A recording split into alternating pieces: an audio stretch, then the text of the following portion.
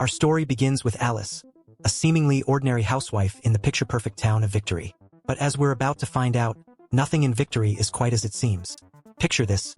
Alice, standing in her pristine kitchen, cracks open an egg for her morning omelet. But wait, the egg is empty. Thinking it's just a fluke, she reaches for another. Empty again.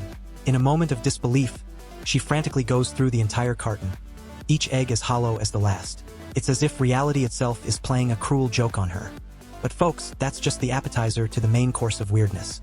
As Alice moves to clean the patio windows, the very walls of her home come alive. In a scene straight out of a nightmare, the walls suddenly close in, trapping her in a vice-like grip. Just as she's on the brink of suffocation, everything snaps back to normal. Now, Alice, being the rational person she is, tries to brush it off as exhaustion-induced hallucinations. But here's the kicker. As she resumes cleaning, she notices very real marks on the glass from her struggle. It's at this moment that the terrifying truth dawns on her.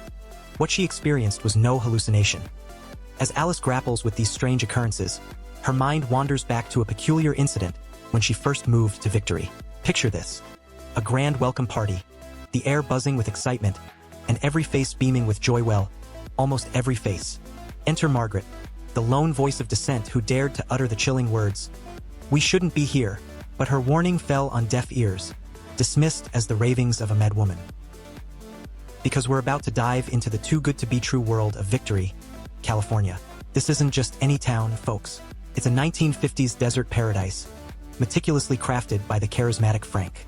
Imagine a place where every family gets a luxurious villa, complete with top-of-the-line cars parked in the driveway. But wait, there's more.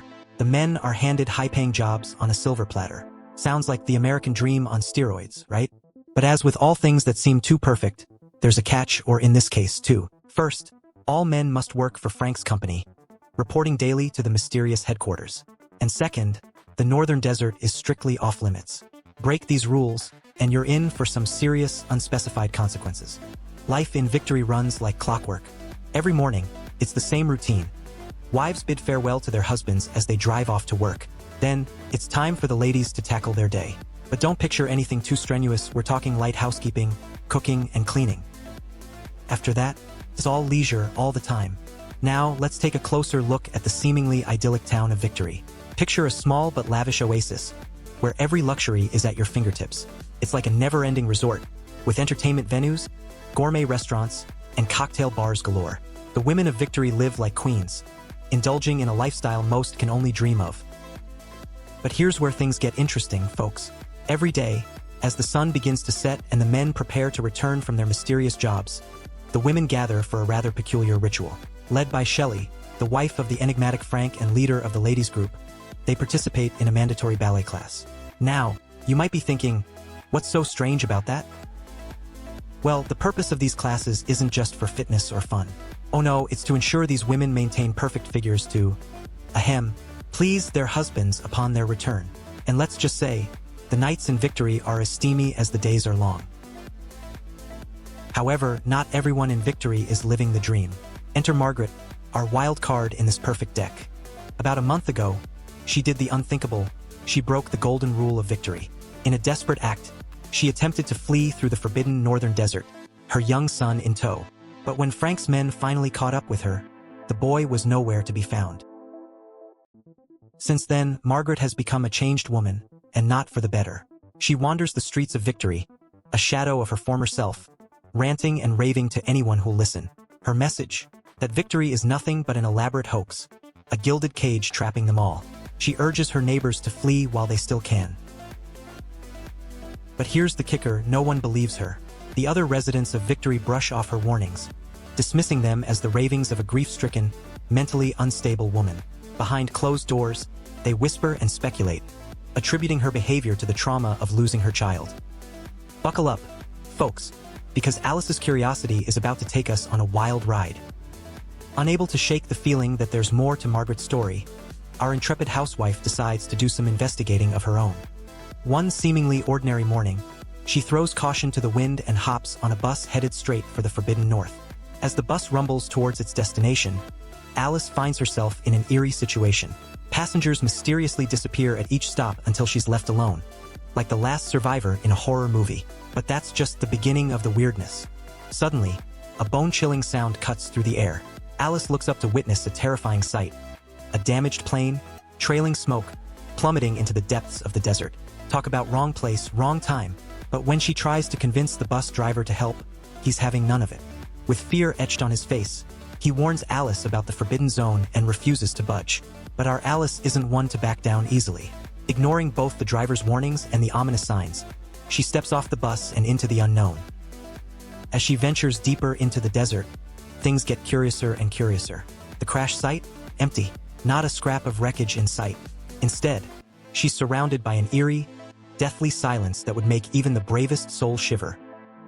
Just when you think things can't get any stranger, Alice spots a peculiar circular structure atop a nearby hill. Could this be the mysterious company headquarters she's heard so much about? With renewed determination, she scrambles up the hill, only to find a dilapidated round shack. No bustling office, no smartly dressed employees, just emptiness and more questions. As Alice stands there, confusion swirling in her mind, her attention is drawn to an odd-looking glass surface. Curiosity gets the better of her, and she reaches out to touch it. But the moment her fingers make contact, zap, a flash of red light and our heroine is out cold. Just when we thought Alice was in deep trouble, she wakes up back in her Victory home, safe and sound. But something's not quite right. There's Jack, fumbling around in the kitchen, trying his hand at making dinner. But our observant Alice notices his nervous energy. He's as jittery as a long-tailed cat in a room full of rocking chairs. When she asks how she got home, Jack feeds her a story about finding her asleep in their bedroom. It sounds plausible, but there's a whiff of dishonesty in the air. Alice, still shaken by her desert adventure, spills the beans about everything she saw. But Jack, he's not buying it. He insists it was all just a vivid dream. And you know what? In a town as weird as Victory, who's to say what's real and what's not? Alice, caught between her wild experience and Jack's rational explanation, chooses to trust her husband. After all, in a world gone mad, sometimes you need an anchor to hold on to. But wait, just when Alice is trying to settle back into her normal routine, the phone rings. And who's on the other end? None other than our resident med woman, Margaret. Turns out, she knows about Alice's desert expedition and wants to team up for a great escape. Now Alice is at a crossroads. On one hand, she's starting to see cracks in Victory's perfect facade. On the other, there's Jack, her rock in this sea of uncertainty. In a moment of decision, she chooses loyalty over curiosity and hangs up on Margaret. It's another seemingly ordinary day in Victory. Alice is at her ballet class, surrounded by the other perfectly coiffed housewives. But in the blink of an eye, everything goes sideways. As Alice glances in the mirror, she's met with a shocking sight. Staring back at her isn't her own reflection, but Margaret's face. But wait, it gets even more bizarre. This mirror Margaret isn't just a static image. Oh no, she's alive and kicking, or should I say headbutting? The reflection starts violently smashing its head against the glass, as if desperately trying to break free from some invisible prison. Imagine the shock, the horror. Alice lets out a blood-curdling scream that would put any horror movie queen to shame. The other ladies whip around, staring at Alice like she's grown a second head. In their eyes, she's not the picture-perfect housewife anymore. She's become the town freak. But here's the kicker. When Alice looks back at the mirror, everything's back to normal. Her own frightened face stares back at her. No sign of Margaret or any head-smashing shenanigans. Talk about gaslighting on a cosmic scale. The experience is so visceral, so terrifyingly real, that Alice does what any sane person would do in a town that's clearly lost its marbles. She runs like the wind. Alice, still reeling from her bizarre experiences, is rushing home when she spots a figure on a rooftop. It's Margaret, standing precariously on the edge, her eyes vacant and unfocused. Before Alice can even call out, Margaret does the unthinkable. In a moment of shocking brutality, she takes a knife to her own throat, slicing it open right before Alice's eyes. Can you imagine the terror coursing through Alice's veins? She's frozen in shock, struggling to breathe, her mind unable to process the gruesome scene she just witnessed. But here's where things get even weirder. As Alice finally snaps out of her daze and moves to check on Margaret, Frank's men appear out of nowhere, whisking Alice away as if they're trying to hide evidence of a crime. Later that night, Alice, still shaken to her core, confides in her husband Jack about the horrific incident. But Jack's reaction? It's as if he's describing a minor fender bender. He casually explains that Margaret just had a little tumble while cleaning windows, got a few stitches, and is right as rain. Talk about downplaying the situation. Now, put yourself in Alice's shoes for a moment. You've just witnessed a woman slit her own throat, and your husband is trying to convince you it was just a little fall? Something doesn't add up, and Alice knows it. But why would Jack lie? What's he trying to hide? Determined to get to the bottom of this mystery, Alice decides to dig deeper. She starts questioning Jack about his work at the company, something she's never done before. But Jack's reaction is far from what you'd expect from a loving husband. He shuts her down immediately, claiming it's all confidential. And when Alice keeps pushing, Jack loses it, flying into a rage. His excuse? He's on the verge of a big promotion and doesn't want Alice's crazy talk jeopardizing his career. But let's be real here. Is a promotion worth gaslighting your wife over a potential murder? After a night plagued by nightmares of drowning in an endless abyss, Alice wakes up with a newfound determination to uncover the truth. And let me tell you, her methods are not for the faint of heart. Once Jack's out the door, Alice embarks on a terrifying self-experiment. Picture this. She wraps her head in layer after layer of plastic wrap, pushing herself to the brink of suffocation. As she struggles for air, fighting against the primal fear of death, she's hit with a chilling realization. This must be what Margaret experienced in her final moments. Talk about dedication to solving a mystery. But Alice isn't done yet. Oh no, she's just getting started. She arranges for the town's physician, Dr. Collins, to pay her a house call. Under the guise of a checkup, she tries to pry information about Margaret out of him. But wouldn't you know it, his story matches Jack's perfectly. A little too perfectly, if you ask me. However, fate throws Alice a bone. As Dr. Collins reaches for his pen, Alice catches a glimpse of Margaret's medical file. And what she sees sends chills down her spine. Margaret is labeled as an extremely dangerous individual. Now, if that doesn't scream cover up, I don't know what does. In a stroke of luck? Or is it? Dr. Collins accidentally leaves his bag behind. Quick as a flash, Alice seizes her chance and snatches Margaret's file. But her victory is short-lived. All the crucial information is blacked out, leaving Alice right back where she started. As she watches the file turn to ashes in her fireplace, one thing becomes crystal clear to Alice: victory is hiding something big, something dark, something that people are willing to lie, cheat, and possibly even kill to keep hidden. A lavish party thrown by the enigmatic Frank to celebrate Jack's promotion. The champagne is flowing, the music is swinging, and everyone's dressed to the nines. Everyone except our girl Alice, that is. While Jack's basking in the limelight, Alice is about as cheerful as a wet cat at a dog show. Unable to bear the festive atmosphere, Alice retreats to the sanctuary of the ladies' room. Enter Bunny, playing the role of concerned friend. But little does she know, she's about to become the unwitting recipient of Alice's pent-up frustrations and wild theories. In a moment of weakness, Alice spills the beans. All of them. She lays out her suspicions about Margaret's mysterious accident, her bizarre experience at the company headquarters, and her growing certainty that Victory is hiding some dark, terrible secret. It's like watching a dam burst. Folks, Alice, desperate for an ally, even goes so far as to beg Bunny to accompany her on another expedition to the Forbidden Zone. But Bunny's reaction? Let's just say it's not quite the solidarity Alice was hoping for.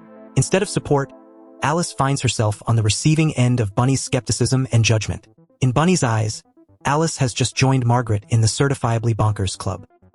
As Bunny storms off, leaving Alice alone with her thoughts and fears, our protagonist has no choice but to return to the party, feeling more isolated than ever. But here's the kicker, viewers. Bunny isn't just any old concerned neighbor. Oh no, she's Frank's personal informant.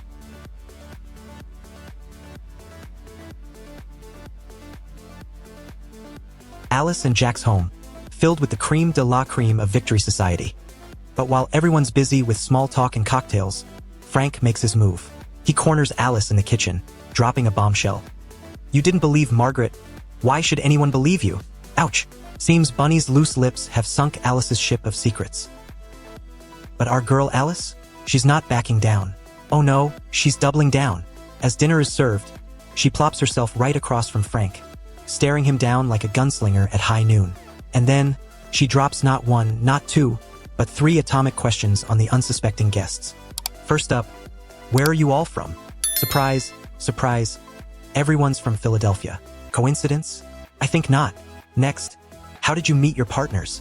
Cue the Twilight Zone music, because apparently everyone met on the same train with eerily similar stories. And the coup de grace, where did you honeymoon? You guessed it, same beach, same memories. As the guests blink in confusion, Alice goes for broke. She accuses Frank of manipulating their memories, declares the company HQ a sham, and drops the bombshell that Victory is nothing but a giant trap. Oh, and let's not forget her theory about Margaret's untimely accident. But Frank, cool as a cucumber. He dismisses Alice's claims as the ravings of a madwoman, and the other guests quickly follow suit. Just like that, our dinner party turns into a mass exodus, with Alice branded as the town lunatic. Later, Jack expresses his disappointment, his hard-earned promotion, potentially up in smoke. But Alice couldn't care less about climbing the corporate ladder. She's ready to blow this popsicle stand, with or without the fancy job title. In a moment that could melt the coldest heart, Alice's plea seems to reach Jack. He agrees to leave, or does he? As they sit in the car, ready to make their great escape, Jack hesitates. And then, in a twist that'll make your head spin, Frank's men appear out of nowhere. The gut-wrenching truth? Jack, our supposed knight in shining armor, has sold Alice out to save his own skin and his precious promotion. Just when we thought Alice was done for, strapped to a chair in Dr. Collins' sinister operating room, bam, the electroshock therapy meant to wipe her mind clean does the exact opposite. It's like someone hit the restore factory settings button on Alice's brain. Suddenly, we're catapulted into the 21st century. And boy, is it a different world. Alice isn't just Alice anymore. She's Dr. Alice Warren, a brilliant surgical resident with a future brighter than a supernova. But every silver lining has a cloud, and Alice's cloud is named Jack. Picture this. While Alice is out there saving lives and climbing the career ladder, Jack is, well, let's just say he's mastered every video game in existence. Talk about a mismatch.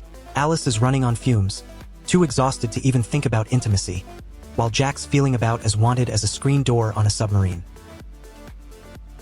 Enter Frank, our smooth-talking villain, with his seductive podcasts about how modern society is sucking the joy out of life. Jack, tired of feeling inadequate in the real world, decides to literally program his successful wife into submission.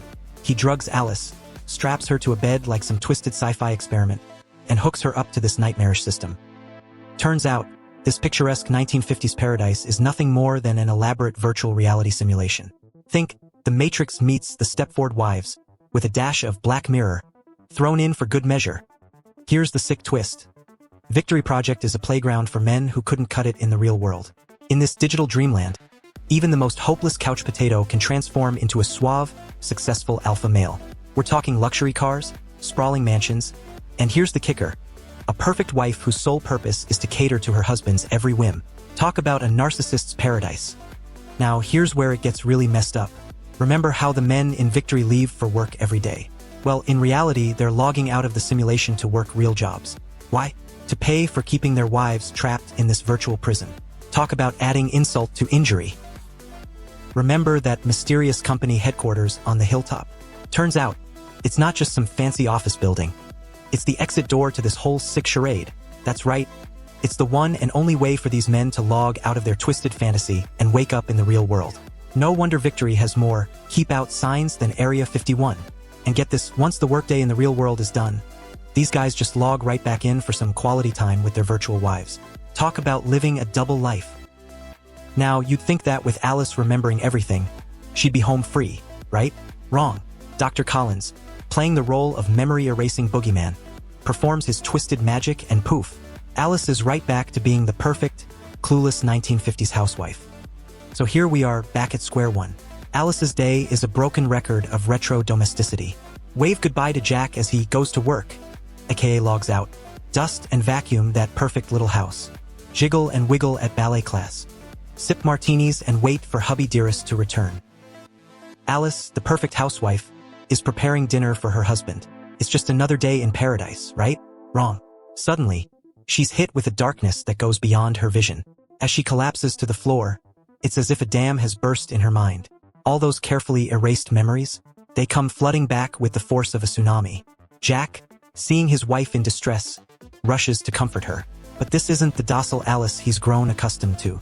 No, this is Alice 2.0, and she's absolutely terrified of him. She recoils from his touch, her voice rising in anger and confusion as she demands answers. Why did you do this to me? Why did you steal my life? Now, here's where things get really twisted. Jack, realizing the jig is up, doesn't even have the decency to look ashamed. In fact, this guy has the audacity to play the hero. He actually believes he's done Alice a favor, rescuing her from the drudgery of a demanding career and gifting her with the joy of being a full-time housewife. Talk about delusional. Alice, seeing her husband for who he truly is desperate to escape this artificial paradise. But Jack, he's not ready to let go of his fantasy. He pleads with her to stay, revealing the pathetic truth that only in this make-believe world does he feel like a real man. But our girl Alice? She's done playing house. In a moment of pure survival instinct, she grabs the nearest object, a heavy roc's glass, and brings it down on Jack's head with all her might. The sickening crack echoes through both the simulated world of victory and the harsh reality beyond. And just like that, folks, Jack's game is over. Just when Alice thought she was alone in her horrifying revelation, in bursts Bunny, her seemingly naive neighbor. But surprise, surprise, Bunny's not as clueless as we thought. In fact, she's been in on the secret all along. With the practiced efficiency of someone who's disposed of bodies before, and isn't that a disturbing thought? Bunny helps Alice clean up the grisly scene. But there's no time for a chat over tea and biscuits. Bunny, wide-eyed with fear, urges Alice to make a break for it. Her destination? The mysterious headquarters atop the hill. Turns out, if you die in victory, you die in the real world too. Talk about high stakes. But why is Bunny, who knows the truth, still here? Well, buckle up for this twist. She chose this life. Apparently, the real world's poverty and failures were too much for her to bear. As Alice makes her desperate dash for freedom, it becomes a race against time. The system admins, ever watchful, have already detected Jack's untimely demise. Alarms blare, and Frank, our puppet master extraordinaire, springs into action. He mobilizes his men with a chilling order: eliminate Alice at all costs. But here's where it gets really interesting, folks. As Alice's memories come flooding back, it's not just her world that's falling apart. The entire simulation is glitching out. Picture this. Perfect husbands suddenly freezing mid-sentence, picket fences melting like Salvador Dali paintings, and the once cheery residents of Victory descending into panic. It's chaos, pure and simple. The men of Victory, so confident in their artificial paradise, are now faced with the terrifying prospect of losing it all. Their perfect wives, their perfect jobs, their perfect lives, all crumbling before their eyes. Alice, still reeling from the shock of her newfound reality, stands frozen like a deer in headlights. It's not until Bunny's desperate cry of "Alice, go!" pierces through her daze that our heroine springs into action. In a move worthy of a Hollywood blockbuster, she leaps into Jack's sports car and floors it towards headquarters, with Frank's goons hot on her tail. But this is no ordinary car chase, ladies and gentlemen.